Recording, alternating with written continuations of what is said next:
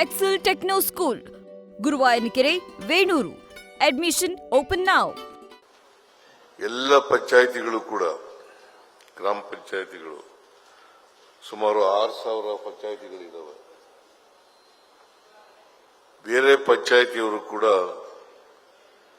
ಗಾಂಧಿ ಗ್ರಾಮ ಪುರಸ್ಕಾರ ಪ್ರಶಸ್ತಿಗಳನ್ನು ಪಡ್ಕೊಳ್ಳಬೇಕು ಅಂತಕ್ಕಂಥ ಆಶಯವನ್ನ ಈ ಸಂದರ್ಭದಲ್ಲಿ ವ್ಯಕ್ತಪಡಿಸಲಿಕ್ಕೆ ಬಯಸ್ತಾ ಇದ್ದೇನೆ. ಇವತ್ತು 238 ಗ್ರಾಮ ಪಂಚಾಯಿತಿಗಳಿಗೆ ಏನು ಗಾಂಧಿ ಗ್ರಾಮ ಪುರಸ್ಕಾರ ಪ್ರಶಸ್ತಿಗಳನ್ನು ನೀಡಿದ್ದೇವೆ.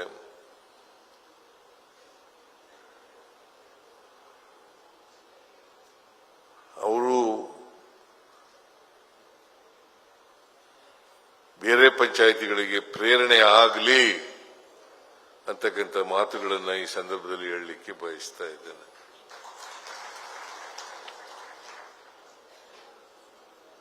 ಮಹಾತ್ಮ ಗಾಂಧೀಜಿಯವರು ಹೇಳ್ತಾ ಇದ್ರು, ನಿಜವಾದಂತ ಆತ್ಮ ಎಲ್ಲಪ್ಪ ಇದೆ ಅಂತಂದ್ರೆ ಅದು ಹಳ್ಳಿಗಳಲ್ಲೇ ಅಂತಕ್ಕಂಥ ಮಾತುಗಳನ್ನು ಹೇಳ್ತಾರೆ. ನಿಜವಾದಂತ ಆತ್ಮ ಇರೋದು ಎಲ್ಲಿ ಅಂತಂದ್ರೆ ಹಳ್ಳಿಗಳಲ್ಲೇ ಅಂತಕ್ಕಂಥ ಮಾತುಗಳನ್ನ ಹೇಳ್ತಾ ಇದ್ರು. ಅದಕ್ಕೆ ಮಹಾತ್ಮ ಗಾಂಧೀಜಿಯವರು ಬಯಸಿದ್ದೇನು ಅಂತಂದ್ರೆ ನಿಜವಾದಂತ ವಿಕೇಂದ್ರೀಕರಣ ಆಗಬೇಕು. ವಿಕೇಂದ್ರೀಕರಣ ಆಗಬೇಕಾದ್ರೆ ಗ್ರಾಮದಿಂದಲೇ ಅಧಿಕಾರ ಮೇಲಕ್ಕೆ ಹೋಗಬೇಕು ಹೊರತು ಮೇಲ್ಗಡೆಯಿಂದ ಕೆಳಗಡೆ ಬರಬಾರದು ಅಂತಕ್ಕಂಥ ಕನಸನ್ನು ಕಂಡಿದ್ರು. ಹಳ್ಳಿಗಳಿಂದ ಹಳ್ಳಿ, ಜಿಲ್ಲೆ, ರಾಜ್ಯ ಮತ್ತೆ ರಾಷ್ಟ್ರ ಆಡಳಿತ ಚೌಸ್ತಂಭದ ಆಡಳಿತ ಆಗಬೇಕು ಅಂತಕ್ಕಂಥ ಕನಸನ್ನ ಕಂಡಿದ್ರು. ಲೋಹಿಯಾ ಅವರು ಕೂಡ ಇದನ್ನೇ ಹೇಳಿದ್ರು, ನೆಹರೂರವರು ಇದನ್ನೇ ಕೂಡ ಹೇಳಿದ್ರು. ಹಳ್ಳಿಗಳು ಅಭಿವೃದ್ಧಿ ಆಗದೇನೆ ರಾಷ್ಟ್ರದ ಅಭಿವೃದ್ಧಿ ಆಗಲಿಕ್ಕೆ ಸಾಧ್ಯ ಇಲ್ಲ. ನಮ್ಮ ದೇಶ ಹಳ್ಳಿಗಳ ದೇಶ. ಹಳ್ಳಿಗಳ ಅಭಿವೃದ್ಧಿ ಆಗದೇನೆ ರಾಷ್ಟ್ರ ಅಭಿವೃದ್ಧಿ ಆಗಲಿಕ್ಕೆ ಸಾಧ್ಯ ಇಲ್ಲ ಅಂತಕ್ಕಂಥ ಮಾತುಗಳನ್ನ ಹೇಳ್ತಾ ಇದ್ರು. ಅದಕ್ಕೋಸ್ಕರನೇ ಜವಾಹರ್ಲಾಲ್ ನೆಹರೂರವರು, ದಿವಂಗತ ಪ್ರಧಾನಿಯವರು, ಅವರು ಒಂದು ಮಾತು ಹೇಳ್ತಾ ಇದ್ರು, ಪ್ರತಿ ಹಳ್ಳಿ ಅಭಿವೃದ್ಧಿ ಆಗಬೇಕಾದ್ರೆ, ಆರ್ಥಿಕವಾಗಿ ಬೆಳವಣಿಗೆ ಆಗಬೇಕಾದ್ರೆ ಪ್ರತಿ ಹಳ್ಳಿನಲ್ಲೂ ಕೂಡ ಒಂದು ಶಾಲೆ ಇರಲೇಬೇಕು. ಶಾಲೆ ಇರಲೇಬೇಕು. ಒಂದು ಪಂಚಾಯಿತಿ ಇರಲೇಬೇಕು. ಗ್ರಾಮ ಪಂಚಾಯಿತಿ ಇರಲೇಬೇಕು. ಜೊತೆಗೆ ಒಂದು ಸಹಕಾರ ಸಂಘ ಇರಲೇಬೇಕು.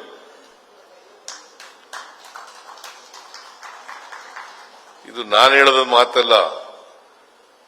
ಮೊದಲನೇ ಪ್ರಧಾನಿ ಜವಾಹರ್ಲಾಲ್ ನೆಹರೂರವರು ಹೇಳಿದಂತ ಮಾತುಗಳು. ಒಂದು ಪಂಚಾಯಿತಿ, ಒಂದು ಶಾಲೆ, ಒಂದು ಸಹಕಾರ ಸಂಘ ಇರಬೇಕು. ಆಗ ಮಾತ್ರ ಹಳ್ಳಿಗಳ ಅಭಿವೃದ್ಧಿ ಆಗಲಿಕ್ಕೆ ಸಾಧ್ಯ ಆಗ್ತದೆ. ಇಲ್ಲಿ ಹೋದ್ರೆ ಸಾಧ್ಯ ಆಗಲ್ಲ ಅಂತಕ್ಕಂಥ ಮಾತುಗಳನ್ನ ಹೇಳ್ತಾ ಇದ್ರು.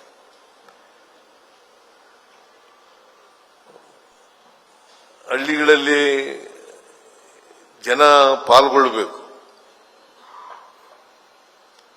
ಪ್ರಜಾತಂತ್ರ ಗಟ್ಟಿಯಾಗಬೇಕಾದ್ರೆ ಈ ಪ್ರಜಾತಂತ್ರದ ವ್ಯವಸ್ಥೆಯಲ್ಲಿ ಜನರ ಪಾಲ್ಗೊಳ್ಳುವಿಕೆ ಹೆಚ್ಚಾಗ್ತಾ ಇರಬೇಕು. ಹೆಚ್ಚಾಗಬೇಕಾದ್ರೆ ಗ್ರಾಮ ಪಂಚಾಯಿತಿ, ಜಿಲ್ಲಾ ಪಂಚಾಯಿತಿ ಇವು ಸುಭದ್ರವಾಗಿರಬೇಕು, ಭದ್ರವಾಗಿರಬೇಕು ಅಂತಕ್ಕಂಥ ಮಾತುಗಳನ್ನು ಹೇಳ್ತಾ ಇದ್ದಾರೆ. ಈಗ ರಾಜೀವ್ ಗಾಂಧಿಯವರು ಪ್ರಧಾನಮಂತ್ರಿ ಆಗಿದ್ದಂಥ ಸಂದರ್ಭದಲ್ಲಿ 73 ಮತ್ತು 74ನೇ ತಿದ್ದುಪಡಿಗಳನ್ನು ತಗೊಬಂದರು. 73, 74 ಸ್ಥಳೀಯ ಸಂಸ್ಥೆಗಳಿಗೆ, 74 ನಗರ ಪ್ರದೇಶಗಳಿಗೆ, ಮುನ್ಸಿಪಾಲಿಟಿಗಳಿಗೆ ಗ್ರಾಮೀಣ ಪ್ರದೇಶಕ್ಕೆ 73 ಅಲ್ಲ 73 ಇವು ಜಾರಿ ಆದಮೇಲೆ ಅಲ್ಲಿವರೆಗೂ ಗ್ರಾಮೀಣ ಪ್ರದೇಶದಲ್ಲಿ ಮೀಸಲಾತಿ ಇರಲಿಲ್ಲ. ಮಹಿಳೆಯರಿಗೆ ಮೀಸಲಾತಿ ಇರಲಿಲ್ಲ, ಹಿಂದುಳಿದವರಿಗೆ ಮೀಸಲಾತಿ ಇರಲಿಲ್ಲ, ಅಲ್ಪಸಂಖ್ಯಾತರಿಗೆ ಮೀಸಲಾತಿ ಇರಲಿಲ್ಲ. ಅವು ಆದ್ಮೇಲೆ ಮೀಸಲಾತಿ ಬರ್ಲಿಕ್ಕೆ ಎಲ್ಲ ಈ ವರ್ಗದ ಜನರಿಗೆ, ಹಿಂದುಳಿದವರಿಗೆ, ಮಹಿಳೆಯರಿಗೆ. ಗೊತ್ತಾಯ್ತೇನಮ್ಮ? ನೀನು ಪಿಡಿಒನ ಇಲ್ವಾ? ಯಾರು ಪಿಡಿಒ ಎಲ್ಲ ಗ್ರಾಮ ಪಂಚಾಯತಿ ಅಧ್ಯಕ್ಷರು ಯಾರಿದ್ದಾರೆ? ಕೈ ಎತ್ತಿ.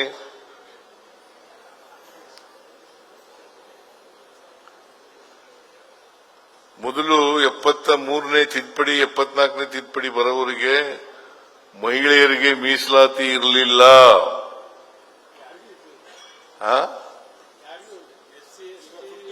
ಯಾರಿಗೂ ಇರಲಿಲ್ಲ, ಹಿಂದುಳಿದವರಿಗೂ ಇರಲಿಲ್ಲ, SC STಗೂ ಇರಲಿಲ್ಲ. ಅಲ್ಲ, SCಗಿತ್ತು.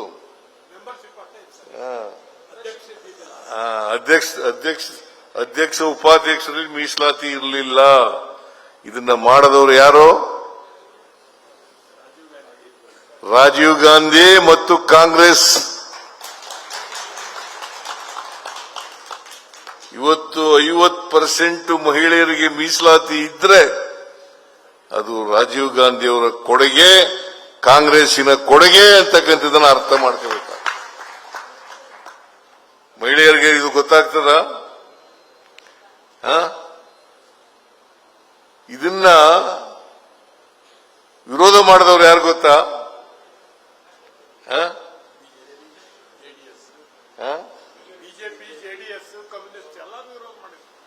ವಿರೋಧ ಮಾಡಿದವರು ಯಾರು? ರಾಮಾ ಜೋಯಿಸ್ ರಾಜ್ಯಸಭಾ ಸದಸ್ಯ, ಬಿಜೆಪಿಯ ಉಪಾಧ್ಯಕ್ಷ.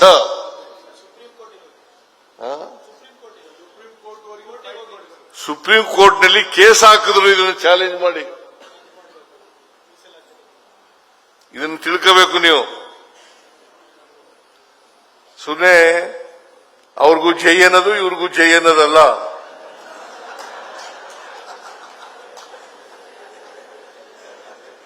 ಎಪ್ಪತ್ಮೂರು 74ನೇ ತಿದ್ದುಪಡಿಗಳನ್ನ ವಿರೋಧ ಮಾಡಿ ರಾಮಾ ಜೋಯಿಸರು ಸುಪ್ರೀಂ ಕೋರ್ಟ್ಗೆ ಹೋದ್ರು, ಚಾಲೆಂಜ್ ಮಾಡಿದ್ರು. Luckily for us, luckily for you, backward classes, minorities and schedule castes and SC SC, ಅದು ಸುಪ್ರೀಂ ಕೋರ್ಟ್ನವರು ಅವರು ಹಾಕಿದಂತ ಪಿಟಿಷನ್ ಅನ್ನ ರಿಜೆಕ್ಟ್ ಮಾಡಿದ್ರು.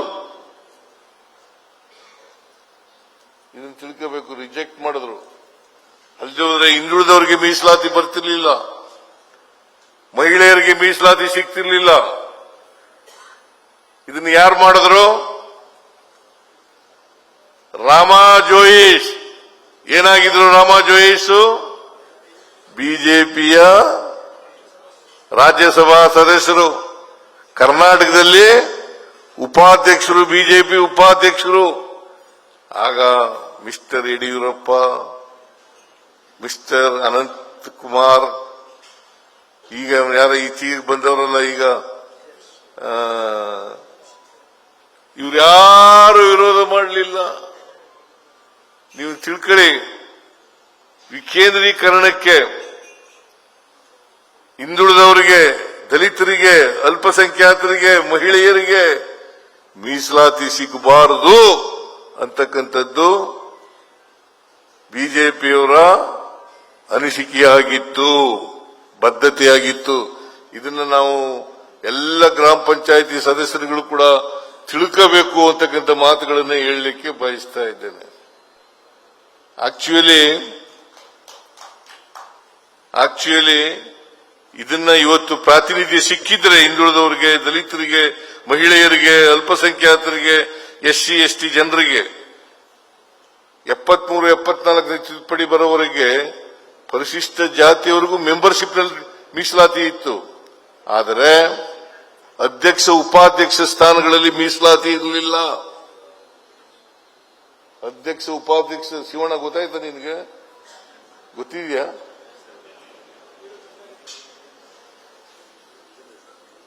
ಮೀಸಲಾತಿ ಇರಲಿಲ್ಲ ಅಲ್ಲಿವರೆಗೆ. ಮೀಸಲಾತಿ ಸಿಕ್ಕದ್ದು 73-74ನೇ ತಿದ್ದುಪಡಿ ಆದಮೇಲೆ ಮಹಿಳೆಯರಿಗೆ ಇವತ್ತು 50% ಮೀಸಲಾತಿ ಸಿಕ್ಕಿದ್ರೆ ಅದಕ್ಕೆ ಕಾರಣ ಕಾಂಗ್ರೆಸ್ ಪಾರ್ಟಿ, ಶ್ರೀಮತಿ ಸೋನಿಯಾ ಗಾಂಧಿ ಅಂತಕ್ಕಂಥದ್ದನ್ನು ಅರ್ಥ ಮಾಡ್ಕೋಬೇಕಾಗ್ತದೆ ಅಲ್ವಾ? ಇವ್ರು ನೋಡಿ, ಕೇಂದ್ರ ಸರ್ಕಾರದವರು ನಮಗೆ ಈ ಜಲಜೀವನ್ ಮಿಷನ್ ಇದೆಯಲ್ಲ, JJM ಅಲ್ಲ, JJM, ಅದಕ್ಕೆ ದುಡ್ಡೇ ಕೊಟ್ಟಿಲ್ಲ.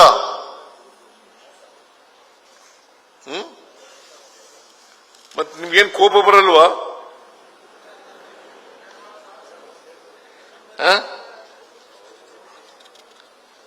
ಕೋಪ ಬರಲ್ವಾ? ಒಟ್ಟು ಯೋಜನೆಗೆ ಖರ್ಚಾಗ್ತಕ್ಕಂಥ ಹಣ 35,698 ರೂಪಾಯಿ ಅಲ್ಲ, ಸಾರಿ, ಕೋಟಿ. 35,698 ಕೋಟಿ.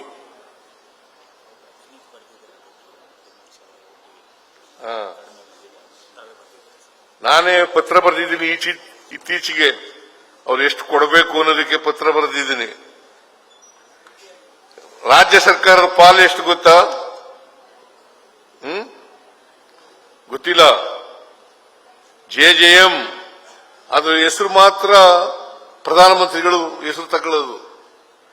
ರಾಜ್ಯ ಸರ್ಕಾರದ ಪಾಲು 24,598.45 ಕೋಟಿ. ಎಷ್ಟು? ಕೇಂದ್ರ ಸರ್ಕಾರದ್ದು ಕೇವಲ ಎಷ್ಟು ಗೊತ್ತಾ? 11,786 ಕೋಟಿ. ಯಾವ್ದು ಜಾಸ್ತಿ? ಮತ್ತೆ ಯಾರಿಗೆ ಹೆಸರು ಬರಬೇಕಾಗಿರೋದು? ರಾಜ್ಯಕ್ಕಲ್ವಾ? ಗೊತ್ತಾಯ್ತೇನ್ರಪ್ಪ? ಪಂಚಾಯಿತಿ ಅಧ್ಯಕ್ಷರುಗಳು, ನಮಗೆ ನಾವೊಂದು ಪತ್ರ ಬರೆದಿದ್ರಿ ಮೊನ್ನೆ. ಇನ್ನೂ 25-26ನೇ ಸಾಲಿಗೆ ಅಲ್ಲ, ಸೆಂಟ್ರಲ್ ಸೇರು 13,004.63 ಕೋಟಿ ಬರಬೇಕು. 13,004.63 ಕೋಟಿ ಬರಬೇಕು. ಕೊಟ್ಟಿದೆಯಾ? ಮತ್ತೆ ನೀವೆಲ್ಲ ನಮ್ಮ ರಾಜ್ಯ ಸರ್ಕಾರದ ಪಾಲು ಕೊಟ್ಬಿಟ್ಟಿದ್ದೀವಿ. ನಾವು ಇನ್ನೂ ಜಾಸ್ತಿನೇ ಕೊಟ್ಟಿದ್ದೀವಿ. ಕೇಂದ್ರ ಸರ್ಕಾರ ಕೊಟ್ಟಿಲ್ಲ. 13,000 ಕೋಟಿ ಕೊಡಬೇಕು.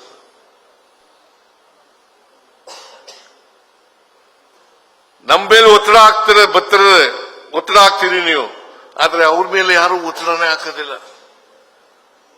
ನೋಡಿ, ಕಬ್ಬು ಬೆಳೆಗಾರರು ಇದ್ರಲ್ಲ, FRP ನಿಗದಿ ಮಾಡೋರು ಯಾರು? ಕೇಂದ್ರ ಸರ್ಕಾರ. ಆಮೇಲೆ ಅದಕ್ಕೆ ನ್ಯಾಯಯುತವಾಗಿ ಸಕ್ಕರೆಗೆ MSP ನಿಗದಿ ಮಾಡೋರು ಯಾರು? ಕೇಂದ್ರ ಸರ್ಕಾರ. ಎಥನಾಲ್ ಹಂಚಿಕೆ ಮಾಡೋರು ಯಾರು? ಕೇಂದ್ರ ಸರ್ಕಾರ. ಯಾಕೆ ನಮ್ಮನ್ನ ಜಾಡಿಸ್ತೀರಿ? ಮೆಕ್ಕೆಜೋಳ MSP ನಿಗದಿ ಮಾಡೋರು ಯಾರು? 2,400 ರೂಪಾಯಿ ಒಂದು ಕ್ವಿಂಟಾಲ್ಗೆ ಮಾಡಿದ್ದಾರೆ. ಅದನ್ನು ಇತ್ಯರ್ಥ ಮಾಡಿದೆ ನಾನು. ಕಬ್ಬಂದು ಇತ್ಯರ್ಥ ಮಾಡಿದೆ, ಮೆಕ್ಕೆಜೋಳದ್ದು ಇತ್ಯರ್ಥ ಮಾಡಿದ್ದೀನಿ. ರೈತರಿಗೆ ಏನಾದ್ರು ಬದ್ಧತೆ ಇದ್ರೆ ಅದು ಕರ್ನಾಟಕದಲ್ಲಿ ನಮ್ಮ ಸರ್ಕಾರ, ಕಾಂಗ್ರೆಸ್ ಸರ್ಕಾರ ಅಂತಕ್ಕಂಥದ್ದನ್ನು ತಿಳಿಸ್ಲಿಕ್ಕೆ ಬಯಸ್ತಾ ಇದ್ದೇನೆ. ಕೇಂದ್ರ ಸರ್ಕಾರ, ಅವನು ಜೋಶಿ ನಾಗರಿಕ ಸೇವೆಗಳ ಸಚಿವ, ಆಹಾರ ಮತ್ತು ನಾಗರಿಕ ಸೇವೆಗಳ ಸಚಿವ ಪ್ರಹ್ಲಾದ್ ಜೋಶಿ ನಮ್ದೇನು ಕೇಂದ್ರ ಸರ್ಕಾರದ ಜವಾಬ್ದಾರಿನೇ ಇಲ್ಲ ಅನ್ನೋ ತರ ಮಾತಾಡ್ತಾರೆ. ಎಲ್ಲ ರಾಜ್ಯ ಸರ್ಕಾರದ್ದೇ.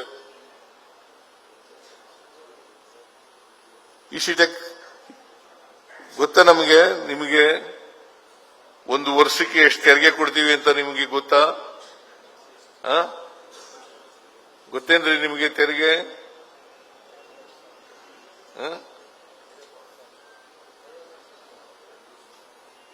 45 ಲಕ್ಷ ಕೋಟಿ, ಸುಮಾರು 45 ಸಾವಿರ ಕೋಟಿ. 45 ಸಾವಿರ ಕೋಟಿ ನಮ್ಗೆ ಎಷ್ಟು ಗೊತ್ತಾ ವಾಪಸ್ ಬರೋದು? ₹1 ಕೊಟ್ರೆ ತೆರಿಗೆ ರೂಪದಲ್ಲಿ ನಾವು ಕೇಂದ್ರಕ್ಕೆ ನಾವು ಬರೋದು 13 ರಿಂದ 14 ಪೈಸೆ ಮಾತ್ರ. ಎಷ್ಟಪ್ಪ? ಅದರಲ್ಲಿ ನಾವೆಲ್ಲ ನಿಮಗೂ ಕೊಡಬೇಕು. 45 ಸಾವಿರ ಕೋಟಿ ತೆರಿಗೆ ಕೊಟ್ಬಿಟ್ಟು ನಮಗೆ ವಾಪಸ್ಸು ₹1 ಕೊಟ್ರೆ ₹1ನಲ್ಲಿ ಎಷ್ಟು ಪೈಸೆ ಇರೋದು? 100 ಪೈಸೆ. ನಮ್ಗೆ ಎಷ್ಟು ವಾಪಸ್ ಬರೋದು? 13-14 ಪೈಸೆ ಮಾತ್ರ. ಇದು ನ್ಯಾಯನಾ? ಇದು ಕೇಳಿದ್ರೆ ಕಾಲ್ ಕೆರ್ಕದ್ ಜಗಳಕ್ಕೆ ಬರ್ತಾರೆ. ನಾನು ಯಾಕೆ ಹೇಳ್ತಾ ಇದ್ದೀನಿ ಅಂತಂದ್ರೆ, ಇಲ್ಲೆಲ್ಲ ಪಾಪ ಪ್ರಜ್ಞಾವಂತ ಚೇರ್ಮನ್ಗಳಿದ್ದೀರಿ ಅನ್ನೋ ಕಾರಣಕ್ಕೋಸ್ಕರ ಹೇಳ್ತಾ ಇದ್ದೀನಿ. ಪ್ರಜ್ಞಾವಂತ ಚೇರ್ಮನ್ಗಳಿದ್ದೀರಿ ಅಂತಕ್ಕಂಥ ಹೇಳಲಿಕ್ಕೆ ಬಯಸ್ತಾ ಇದ್ದೀನಿ. ನೀವು ತಿಳ್ಕೋಬೇಕು ಇದನ್ನೆಲ್ಲ. ಈಗ ಈ ಸೊತ್ತು ಇವತ್ತು ತಂತ್ರಾಂಶ ಚಾಲನೆ ಕೊಟ್ಟಿದ್ದೀವಲ್ಲ, ಕಾರಣ ಯಾಕಪ್ಪ ಅಂತಂದ್ರೆ ಗ್ರಾಮ ಪಂಚಾಯಿತಿಗಳ ಆದಾಯ ಹೆಚ್ಚಾಗಬೇಕು ಅನ್ನೋ ಕಾರಣಕ್ಕೂ. ಗ್ರಾಮ ಪಂಚಾಯಿತಿಗಳ ಆದಾಯ ಹೆಚ್ಚಾಗಬೇಕು, ಹೆಚ್ಚಾಗ್ಲಿ ಅನ್ನೋ ಕಾರಣಕ್ಕೋಸ್ಕರನೇ ಈ ಸ್ವತ್ತುಗಳು ಸುಮಾರು ನಾವು ಎಷ್ಟು 1 ಕೋಟಿನ 95 ಲ್ಯಾಕ್ಸ್ 95 ಲಕ್ಷಕ್ಕೂ ಹೆಚ್ಚು ಸ್ವತ್ತುಗಳನ್ನ ಇವತ್ತು ನಾವು ಈ ತಂತ್ರಾಂಶದ ಮೂಲಕ ಈ ಸ್ವತ್ತುಗಳನ್ನ ತಂತ್ರಾಂಶಕ್ಕೆ ಒಳಪಡಿಸ್ತಕ್ಕಂಥ ಕೆಲಸ ನಮ್ಮ ಅವೆಲ್ಲ ಗ್ರಾಮ ಪಂಚಾಯಿತಿ ಆದಾಯ ಬರ್ತಾ ಇರಲಿಲ್ಲ. ಈಗ ಎಷ್ಟು ಜಾಸ್ತಿ ಆಗಿದೆ? 1778 ಕೋಟಿ. ಇನ್ನೂ ಜಾಸ್ತಿ ಆಗುತ್ತೆ. 2000 ಕೋಟಿಗೂ ಜಾಸ್ತಿ ಆಗುತ್ತೆ. ನೀವೆಲ್ಲ ಮಾಡಬೇಕಲ್ಲ. ಆಮೇಲೆ ಶಾಲೆಗಳಿಗೆ ಅಂಗನವಾಡಿ ಕೇಂದ್ರಗಳಿಗೆ ನೀರು ಕೊಡ್ತಾ ಇರೋರು ಯಾರ್ರೀ? ಶಾಲೆಗಳಿಗೆ ವಿದ್ಯುತ್ ಶಕ್ತಿ ಕೊಡ್ತಾ ಇರೋರು ಯಾರು? ನಾವಲ್ಲ, ರಾಜ್ಯ ಸರ್ಕಾರ. ನಮಗೆ ಏಕಂತಂದ್ರೆ ನಮಗೆ ವಿಕೇಂದ್ರೀಕರಣದಲ್ಲಿ ನಂಬಿಕೆ ಇದೆ. ಅಧಿಕಾರ ವಿಕೇಂದ್ರೀಕರಣ ಆಗಬೇಕು, ಜನರು ಪಾಲ್ಗೊಳ್ತಕ್ಕಂಥದ್ದು ಆಗಬೇಕು, ಜನತಂತ್ರದ ವಿಕೇಂದ್ರೀಕರಣ ಆಗಬೇಕು. ಇದರಲ್ಲಿ ನಂಬಿಕೆ ಇಟ್ಕೊಂಡಿರ್ತಕ್ಕಂಥವರು ಕಾಂಗ್ರೆಸ್ ಸರ್ಕಾರ. ಅದರಿಂದ ಈ ಕೇಂದ್ರ ಸರ್ಕಾರ ಇದೆಯಲ್ಲ, ನಾವು ಕೇಂದ್ರ ಸರ್ಕಾರದಲ್ಲಿ ಇದ್ದಾಗ, ಕಾಂಗ್ರೆಸ್ ಪಕ್ಷ ಕೇಂದ್ರ ಸರ್ಕಾರದಲ್ಲಿ ಇದ್ದಾಗ ರಾಜೀವ್ ಗಾಂಧಿ ಅವರಿರ್ಬೋದು, ಮನಮೋಹನ್ ಸಿಂಗ್ ಅವರಿರ್ಬೋದು, ಇವನ್ನೆಲ್ಲ ಮಾಡಿದ್ದು. ಈಗ ಏನು ಮಾಡ್ತಾ ಇಲ್ಲ, ಇರೋದನ್ನು ಕೊಡ್ತಾ ಇಲ್ಲ.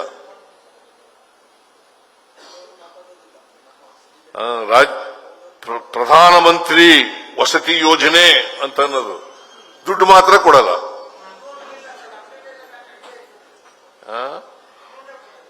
ದುಡ್ಡೇ ಕೊಡಲ್ಲ. ಪ್ರಧಾನಮಂತ್ರಿ ವಸತಿ ಯೋಜನೆ ದುಡ್ಡು ಕೊಡಲ್ಲ. ನಾವು ಗ್ರಾಮೀಣ ಅದಕ್ಕೋಸ್ಕರನೇ ಈ ನಮ್ಮ ಸರ್ಕಾರ ಬಂದ ಮೇಲೆ ಕಲ್ಯಾಣ ಪಥ ಪ್ರಗತಿ ಪಥ ಸುಮಾರು 8,260 ಕಿಲೋಮೀಟರ್ ರಸ್ತೆಗಳನ್ನು ಮಾಡ್ತಾ ಇದ್ದೀವಿ ಗ್ರಾಮೀಣ ಪ್ರದೇಶದಲ್ಲಿ. ಈ 2 ಯೋಜನೆಗಳನ್ನು ತಂದವರು ಯಾರು? ನಾವಲ್ವಾ? ಆದ್ರೂ ನೋ ಕಾನ್ಫಿಡೆನ್ಸ್ ಮೂವ್ ಮಾಡ್ತಾರಂತೆ ನಮ್ಮ ಮೇಲೆ.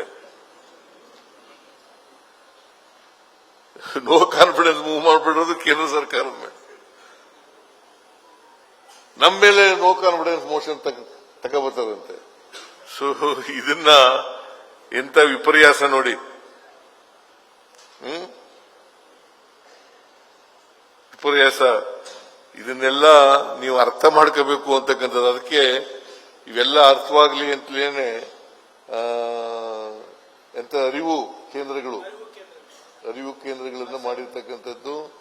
ಆಮೇಲೆ ಪುಸ್ತಕ ಭಂಡಾರ ಏನದು ಪುಸ್ತಕ ಗೂಡು ಕಾರ್ಯಕ್ರಮವನ್ನು ಮಾಡಿರ್ತಕ್ಕಂಥದ್ದು. ಲೈಬ್ರರಿಗಳು ಯಾರು ಮಾಡಿದವ್ರು ಗೊತ್ತಾ? ಗ್ರಾಮ ಪಂಚಾಯಿತಿಗಳಲ್ಲಿ ನಾನು ಮುಖ್ಯಮಂತ್ರಿ ಇರುವಾಗ ಹಿಂದೆ, ಆಮೇಲೆ ಹಣಕಾಸಿನ ಮಂತ್ರಿ ಇರುವಾಗ ಹಿಂದೆ ಆಗ ಮಾಡದ್ದು. ಯಾಕಂತಂದ್ರೆ ಇವೆಲ್ಲ ಏನ್ ನಡೀತಾ ಇದೆ ಅಂತಕ್ಕಂಥದ್ದು ಗ್ರಾಮ ಪಂಚಾಯಿತಿ ಸದಸ್ಯರಿಗೆ, ಗ್ರಾಮ ಪಂಚಾಯಿತಿ ಅಧ್ಯಕ್ಷರಿಗೆ, ಪಿಡಿಒಗಳಿಗೆ ಅರ್ಥ ಆಗಬೇಕು. ಈ ದೇಶದಲ್ಲಿ ಏನ್ ನಡೀತಿದೆ ಅಂತಕ್ಕಂಥದ್ದು. ನಾವು ಮಹಿಳೆಯರಿಗೆ ಅಸಮಾನತೆ ಹೋಗ್ಬೇಕು ಅಂತೇಳಿ ಗ್ಯಾರಂಟಿ ಯೋಜನೆಗಳನ್ನು ಜಾರಿಗೆ ತಕ್ಕಬಂದು ಅಲ್ವಾ? ಸ್ತ್ರೀ ಶಕ್ತಿ ಯಾರು ಮಾಡದ್ದು? ಶಕ್ತಿ ಯೋಜನೆ ಬಿಜೆಪಿಯವರು ಮಾಡಿದ್ರ? ಗೃಹಲಕ್ಷ್ಮಿ ಯೋಜನೆ ಯಾರು ಮಾಡದ್ದು? ನಾವೇ ಮಾಡದ್ದಲ್ವಾ? ಗೃಹ ಜ್ಯೋತಿ ಯೋಜನೆ ಯಾರು ಮಾಡದ್ದು? ನಾವೇ ಅಲ್ವಾ? ಅನ್ನಭಾಗ್ಯ ಕಾರ್ಯಕ್ರಮ ಯಾರು ಮಾಡದ್ದು? ಆಹಾರ ಭದ್ರತೆ ಕಾಯ್ದೆಯನ್ನು ಜಾರಿಗೆ ತಗೊಂಡ್ಬಂದವರು ಯಾರು? ಮನಮೋಹನ್ ಸಿಂಗ್. ಆಹಾರ ಭದ್ರತಾ ಕಾಯ್ದೆ ತಂದವರು ನಾಟು ನರೇಂದ್ರ ಮೋದಿ ಅವರು ಅಲ್ಲ. ಆದ್ರೂ ಕೂಗದು ಮೋದಿ ಮೋದಿ ಮೋದಿ ಮೋದಿ ಅಂತ ಕೂಗದು. ಏನು ಮಾಡದಿದ್ರು ಕೂಡ ಮೋದಿ ಮೋದಿ ಅಂತ ಕೂಗದು. ಈ ತರ ದೇಶದಲ್ಲಿ ರಾಜಕೀಯ ಮಾಡಿ ಇವರು ಒಂಥರ ಬುರುಡೆ ಗ್ಯಾಂಗಿನವರು ಇದ್ದಾಗ ಇವರು.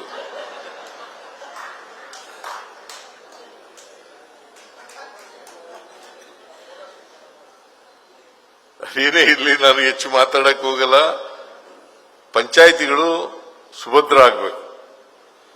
ಪಂಚಾಯಿತಿಗಳು ಎಲ್ಲ ಸವಲತ್ತುಗಳನ್ನು ನಾಗರಿಕರಿಗೆ ಒದಗಿಸಿಕೊಡ್ತಕ್ಕಂಥ ಶಕ್ತಿ ಕೇಂದ್ರಗಳಾಗಬೇಕು. ಅವರ ಆದಾಯ ಹೆಚ್ಚಾಗಬೇಕು. ಅವು ನಿಜವಾದ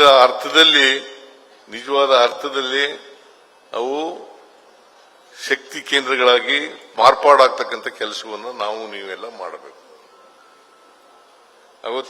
ಇವತ್ತು ಏನು ಗಾಂಧಿ ಗ್ರಾಮ ಪುರಸ್ಕಾರ ಪ್ರಶಸ್ತಿಗಳನ್ನ ತಗೊಂಡಿದ್ದೀರಿ, ಅವರೆಲ್ಲರೂ ಕೂಡ ಮಾರ್ಗದರ್ಶನ ಮಾಡತಕ್ಕಂಥ ರೀತಿಯಲ್ಲಿ ಇರಬೇಕು. ಬೇರೆ ಪಂಚಾಯಿತಿಗಳು ಕೂಡ ಗಾಂಧಿ ಗ್ರಾಮ ಪುರಸ್ಕಾರಗಳನ್ನು ಪಡ್ಕೊಳ್ಳಲಿಕ್ಕೆ ಪ್ರಯತ್ನವನ್ನ ಮಾಡಬೇಕು. ಅದು ಮಾಡ್ತೀರಿ ಅಂತಕ್ಕಂಥ ವಿಶ್ವಾಸ ಇದೆ. ನೀವೆಲ್ಲ ಗ್ರಾಮ ಪಂಚಾಯಿತಿ, ನಾನು ತಾಲೂಕಾ ಬೋರ್ಡ್ ಮೆಂಬರ್ ಆಗಿದ್ದು 1978ನೇ ಇಸ್ವಿನಲ್ಲಿ. ಆಗಿನ್ನೂ ಇದು ಬಂದಿರಲಿಲ್ಲ.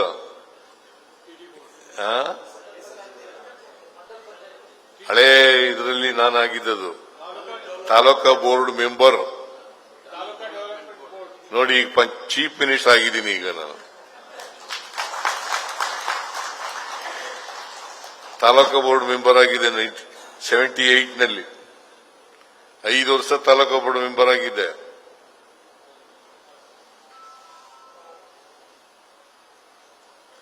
ಆಮೇಲೆ 83ರಲ್ಲಿ ಅಸೆಂಬ್ಲಿ ನಿಂತ್ಕೊಂಡೆ. ತಾಲೂಕು ಬೋರ್ಡ್ ಮೆಂಬರ್ ಆದ್ರಿಂದ ಗೆದ್ದುಬಿಟ್ಟೆ ನಾನು. ನೀವು ಎಲ್ಲ ಮುಂದಿನ ನಿಮ್ಮ ಭವಿಷ್ಯ ಚೆನ್ನಾಗಿ ಆಗಲಿ ಅಂತಕ್ಕಂಥ ಮಾತುಗಳನ್ನು ಹೇಳಲಿಕ್ಕೆ ಬಯಸ್ತಾ ಇದ್ದೇನೆ. ಗ್ರಾಮ ಪಂಚಾಯತಿ ಅಧ್ಯಕ್ಷರಾದವರು ಕೂಡ MLA MP-ಗಳಾದ್ರೆ ಬಹಳ ಒಳ್ಳೆಯದು. ನಿಮ್ಮೆಲ್ಲರ ಭವಿಷ್ಯ ಉಜ್ವಲ ಆಗಲಿ ಅಂತಕ್ಕಂಥ ಮಾತುಗಳನ್ನು ಹೇಳಿ ಪ್ರಿಯಾಂಕ್ ಖರ್ಗೆ ಅವರ ನೇತೃತ್ವದಲ್ಲಿ ಪಂಚಾಯಿತಿಗಳು ಸುಭದ್ರ ಆಗಲಿ ಅಂತಕ್ಕಂಥ ಮಾತುಗಳನ್ನು ಹೇಳಿ ನನ್ನ ಮಾತುಗಳನ್ನು ಮುಗಿಸ್ತೇನೆ. ಜೈ ಹಿಂದ್, ಜೈ ಕರ್ನಾಟಕ, ಜೈ ಸಂವಿಧಾನ್. ನ್ಯೂಸ್ ಫಸ್ಟ್ ನಿರ್ಭೀತಿಯಿಂದ ನಿಮ್ಮ ಪರವಾಗಿ.